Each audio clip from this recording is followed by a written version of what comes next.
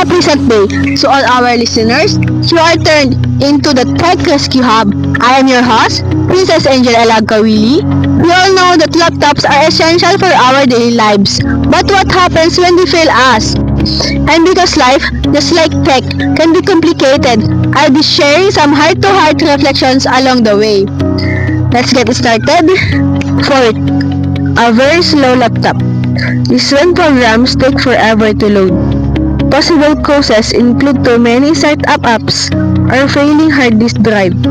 Troubleshoot this by opening your task manager and disabling unnecessary programs that run on a startup. The best solution is to upgrade your storage to an SSD. Always remember, back up your files before performing any disk repairs. Kung nararamdaman mong naglalag ang buhay mo dahil sa ibang tao, baka oras na para mag-upgrade.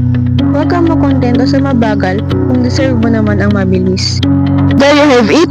8 laptop fixes and a little bit of life advice to keep you going. Whether it's a broken screen or a broken heart, there's always a way to fix it. Or better yet, a way to move forward.